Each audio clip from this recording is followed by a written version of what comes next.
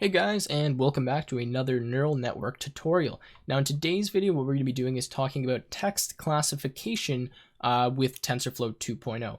Now what I'm going to be doing, just to be fully transparent with you guys here, is following along with the actual official tutorials on the Tensorflow 2.0 tutorial.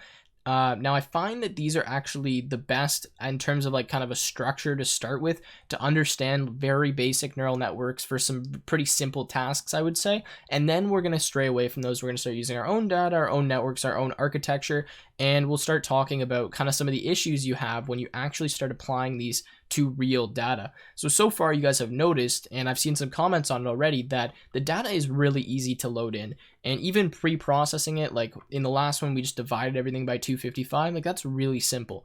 In the real world, your data is definitely not that nice, and there's a lot of stuff that you need to play with and modify to make it actually usable. So anyways, we'll follow along with this one for today, and essentially the way that it works is we're going to have movie reviews, and we're just going to classify them as either positive or negative. Now, what we'll do is we'll just look at some of the movie reviews, and then we'll talk about the data, we'll talk about the architecture, using stuff to predict, some issues we might run into, and all of that. Now, I don't know how many video parts this is going to be. I'm going to try to record it all at once and just split it up based on how long it takes. But with that being said, enough talking, let's get started. So what we're going to do obviously is start in our file here. And again, this is going to be really nice because we can just steal kind of the data from Keras. So what we'll start by doing is just importing TensorFlow as TF. We're going to say from TensorFlow import Keras, and then we're going to say import Numpy as NP. Now before I start, I ran into a quick issue when I was actually trying to do this, just following along with the official tutorial, and that was that the data that I want to grab here actually doesn't work with the current version of Numpy that comes with TensorFlow. It's on their GitHub as an issue, but anyways, to fix this, what we need to do is install the previous version of Numpy. So to do this, what I'm actually going to do is just say pip, I think I can do like pip numpy version or something, because I want to see what version it is. Incorrect command. Let's say pip version numpy. I want to find what version it is and then just go down to that version. Okay, so I found the version of Numpy. What we're going to do now is actually just install the correct version of Numpy to make it work for this tutorial. Now, this should be fine for everything going forward, and if you want to install the most recent version of Numpy after doing this, feel free. But to do this, all I'm going to do is just say pip install, and then numpy equals, in this case, 1.16.1. I believe the version we're using right now is 0.3, at least at the time of recording this, but just change it to this version, and hopefully in the future they'll fix that issue so that we don't have to do this. But anyways, I'm going to install that. Yeah, you're going to have to add 2 equal signs. And I already have this installed, so that should just not do anything. But you guys just make sure you do that. I'll leave the command in the description. Now, after we do that, what I'm going to do is just load in the data. I'm going to say data equals, in this case, imdb.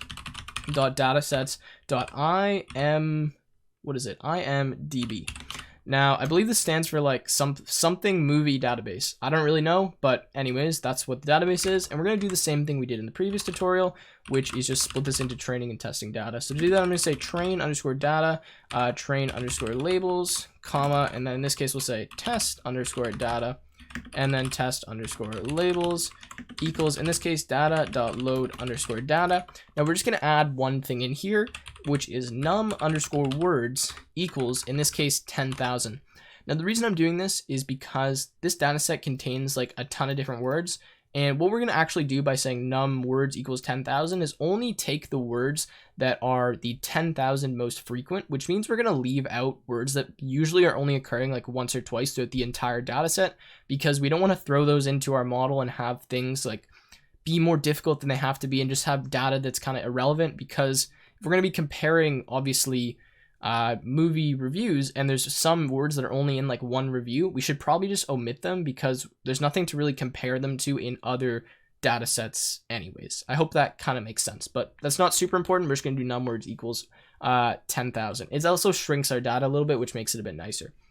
Now, what we're going to do next is we're actually going to show how we can display this data. Now, if I start by actually just showing you like the train underscore data, and let's pick like the 0th one, so I guess the first one, and I print this out to the screen, so I'll just go, if I could get to Python, and I guess in this case we'll have to do, I probably should just type this to start, tutorial 2. when this actually prints out, probably going to take a second here just to download the data set, you can see that what we have is actually just a bunch of numbers. Now, this doesn't really look like a movie review to me, does it? Well, what this actually is integer encoded words. So essentially, each of these integers point to a certain word, and what we've done just to make it way easier for our model to actually classify these and work with these is we've given each word one integer. So in this case, maybe like the integer 1 stands for something, the integer 14 stands for something, and all we've done is just added those integers into a list that represents where these words are located in the movie review. Now, this is nice for the computer, but it's not very nice for us if we actually want to read these words. So what we have to do is find the mappings for these words and then find some way to actually display this so that, we can have a look at it. Now, I'll be honest here, I'm just going to take this from what they have on the Tensorflow website on how to do this. Typically, you would create your own mappings for words with your own dictionary, and you just already have that information. But fortunately for us, TensorFlow already does that. So to do that, I'm going to say word underscore index equals, in this case, imdb dot get underscore word underscore index, like this. Now what this does is actually going to give us a dictionary that has those keys and those mappings, so that what we can do is, well, figure out what these integers actually mean, so when we want to print it out later we can have a look at them. So what I'm going to say now is word underscore index equals, in this case, k colon, and then we're going to say, what do you call it, v plus 3 for k v in word underscore index dot items. So I might have been incorrect here. This doesn't actually give us the dictionary. This just gives us like tuples that have the string and the word in them, I believe. And then what we're doing here is we're going to say, instead of c, sorry, this should be v, my apologies, is we're just break that tuple up into k and v, which stands for key and value, and the key will be the word, the value will be obviously the integer. Yes, that's what it will be. And we're going to say for word items and index, we'll break that up, and then we're just going to add a bunch of different keys into our data set. Now the reason we're going to start at +3 is because we're going to have actually one key or 3 keys that are going to be like special characters for our word mapping, and you guys will see how those work in a second. So I'm going to start by just saying word index, and in this case I'm going to put in here pad. We're going to talk about this in a second, so don't worry if you guys are kind of like, what are you doing right now? And I'm going to say word index, and in this case start equals 1. I'm going to say word underscore index, and in this case I believe it's like unk. Yeah, that's correct. We're going to say unk equals 2. Now unk just stands for unknown, and I'm going to explain all this in a second, but it's easier just to type it out first. And we're going to say word index, in this case inside this tag unused, and we're going to say equals 3. So what I'm doing essentially is all of the words in our training and testing data set have like keys and values associated with them starting at 1. So what I'm doing is I'm just going to add 3 to all of those values, so that what I can actually do is assign my own kind of values that are going to stand for padding, start, unknown, and unused, so that if we get values that are not valid, we can just assign them to this essentially in the dictionary. Now what I'm going to use for padding, you guys will see in just a second. Essentially it's just so we can make all our movie sets the same length. So we'll add this what's known as pad tag, and we'll do that by adding 0 into our actual movie review list, so that we're going to make each movie review the same length. And the way we do that essentially is that if they're not the same length, so maybe one's 100, maybe one's 200, we want all of them to be 200, the 100 length movie list what we'll do is we'll just add a bunch of padding to the end of it to make it length 200. And then obviously our model will hopefully be able to differentiate the fact that that is padding, and that we don't care about the padding, and that we shouldn't even bother really like looking at that, right? All right, so now what I'm going to do is add this kind of complicated line here, just to, I don't even know why they have this, to be quite honest. This is the way that TensorFlow has decided to do their like word mappings. But apparently you need to add this reverse underscore word underscore index, which is equal to dictionary. And then in here we're going to say value comma key for key comma value in word underscore index. I believe that's correct. And what this is going to do actually, sorry, not word index dot items. What this is going to do is, okay, I understand now, now that I've typed it out, is just swap all the values and the keys, so that right now we actually have a dictionary that has all of the like the keys first, which is going to be the word, and then the values, where we actually want it the other way around. So we have like the integer pointing to the word, because we're going to have our data set that is going to contain just integers like we've seen here. And we want these integers to be able to point to a word as opposed to the other way around. So what we're doing is just reversing this with a reverse word index list, just our dictionary, sorry, essentially. That's what this is doing here. All right. Now that we've done that, the last step is just to add a function. And what this function will do is actually decode essentially all of this training and testing data into human readable words. So there's different ways to do this. Again, I'm just going to take this right from the TensorFlow website because this part's not super important and I'd rather just, do it quickly than spend too much time on it. So we're just going to say return blank string dot join. And in this case, we're going to say reverse word index dot get. In this case, we're going to say I, comma, question mark. Now what this does essentially, if you don't know how the get works, is we're going to try to get index I, which we're going to define in a second. If we can't find a value for that, then what we'll do is just put question mark. And so it's just a default value, which means we won't crash if we're having like a key error in our dictionary. And we're going to say for, in this case, I in text. I don't know where I have text typed. I think I might have messed something up here. So 1 second here. Oh, text, sorry, is the parameter. My apologies. So anyways, that's what this is going to do, is just going to return to us essentially all of the keys that we want, or the human readable words. My apologies. So now what we'll do is we'll simply just print out decode review, and I'm just going to give it some test data. So let's say test, for example, 0, and I guess we're going to have to do test underscore data. Doesn't really matter if you do train or test data, but let's just have a look at test data 0 and see what that actually looks like. So let's run that. Assuming I didn't make any mistakes, we should actually get some valid output in just a second. This usually takes a minute to run up. IMDb is not defined. What did I type here? I typed that as data. My apologies. So where we say IMDb, which is right here, we just need to replace that with data. In my other file, I called it IMDb, so that's why I made the mistake there. But let's run that again, and hopefully now we will get some better looking output. So let's wait for this and see. Dict object has no attribute items. This needs to be items. Classic typos by Tim. One more time. Third time is a charm, hopefully. Let's see. And there we go. So now we can see that we're actually getting all of this decoded into, well, this text. Now I'll allow you guys to read through it, but you can see that we have these kind of keys that we've added. So start, which is 1, which will automatically be added at the beginning of all of our text. And then we have these UNKs, which stand for unknown character, essentially. And then we don't have any other keys in here, but say, for example, we had like some padding we had added to this, we would see those pad tags as well in here. So that is essentially how that works. If you'd like to look at some other reviews, just mess around with kind of the values in the index here, throw them into decode review, and then we can actually see what they look like. Now, something to note quickly is that all reviews are different lengths. Now, I've talked about this already, but let's just compare two reviews to really test that I am not just making this up. So I'm going to say test underscore data. Why would I have a capital here? Test underscore data 0. So the length of test underscore data is 0. And the length of, let's try test underscore data 1.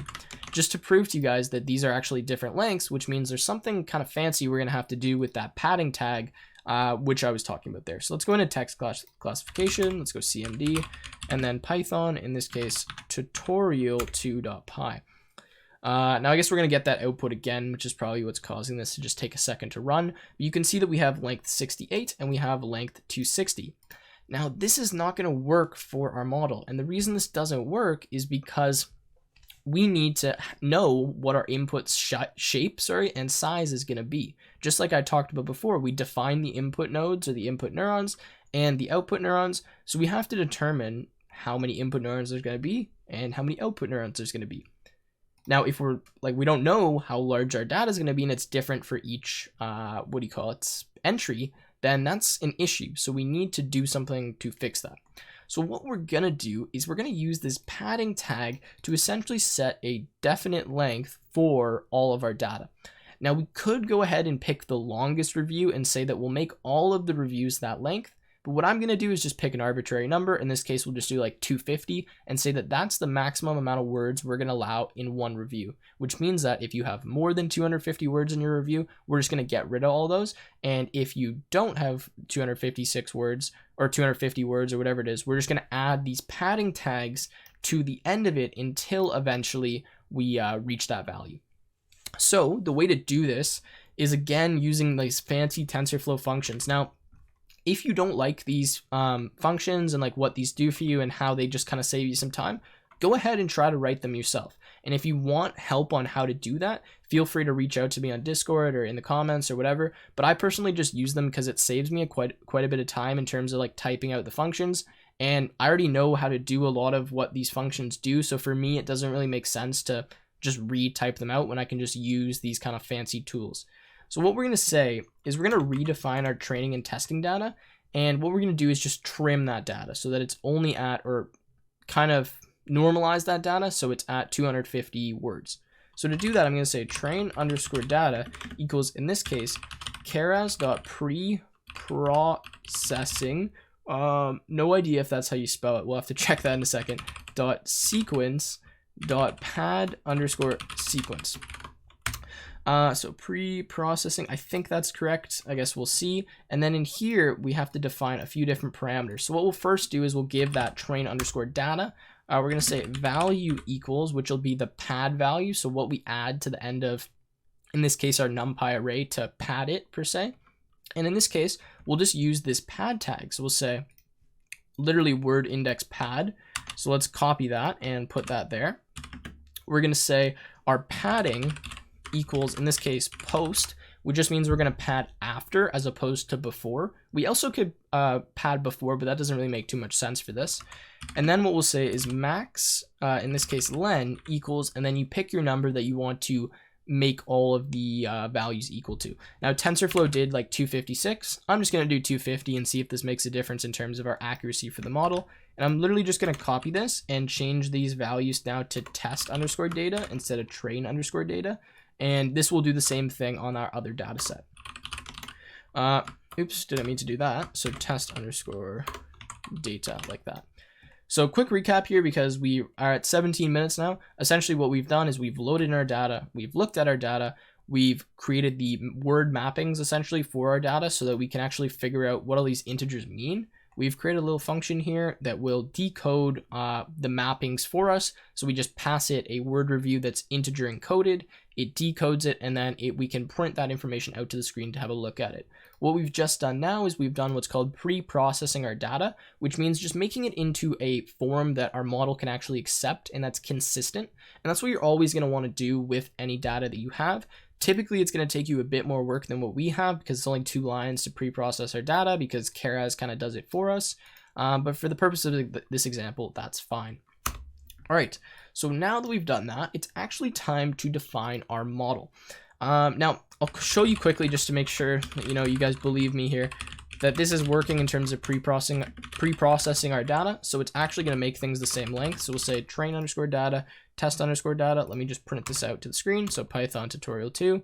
Again, we're going to get these integer mappings, but we'll get the length at the end as well. And another error, of course. We need to add an S to these sequences. Again, my apologies, guys, on that.